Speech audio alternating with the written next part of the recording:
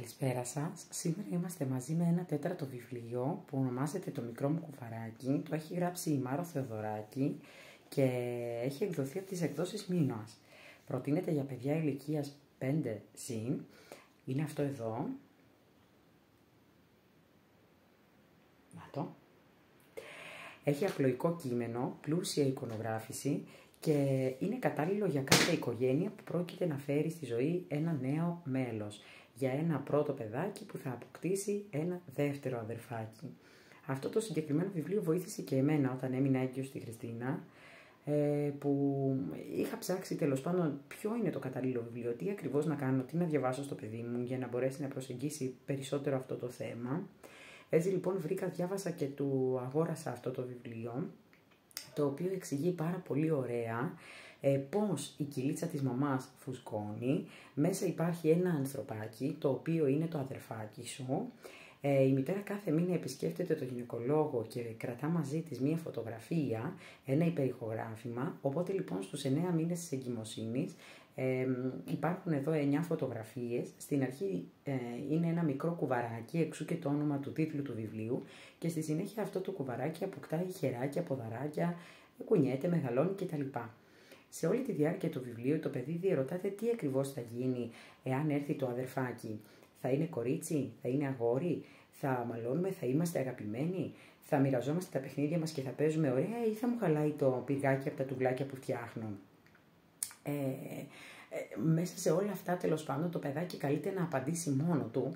Αυτό στο οποίο επεμβαίνουν οι γονείς του είναι εάν η αγάπη μοιράζεται ή πολλαπλασιάζεται. Έτσι λοιπόν οι γονείς απαντούν ότι η αγάπη πολλαπλασιάζεται, ότι θα έχεις πλέον 3 αγάπες και την αγάπη του μικρού σου αδερφού, ότι όλα θα είναι καλά.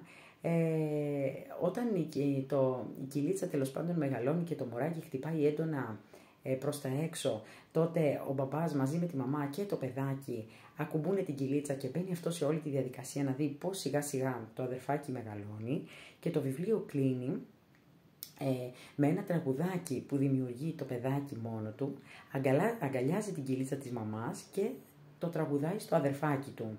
Ένα πάρα πολύ ωραίο βιβλίο που μας δείχνει, νομίζω είναι το μοναδικό σε σχέση με αυτό το θέμα, που δείχνει πώς η κοιλίτσα μεγαλώνει, τι ακριβώς συμβαίνει μέσα, και κλείνει δίνοντας μας την εντύπωση ότι δεν έχει σημασία αν αυτό που θα έρθει είναι κοριτσάκι ή αγοράκι, ότι δεν έχουμε τίποτε να φοβόμαστε, ότι έχουμε μόνο ωραία πράγματα να περιμένουμε.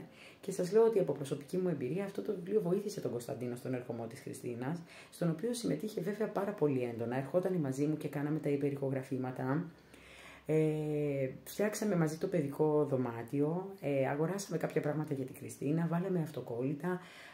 Όταν ήρθε η Χριστίνα στο σπίτι, κάναμε ένα πάρτι για να την υποδεχτούμε και κόψαμε μία τούρτα προς τιμήν της. Αύριο έχει γενέθλια κιόλας, κλείνει τα 3 και περίπου 3 ήταν και ο Κωνσταντίνος όταν γεννήθηκε η Χριστίνα.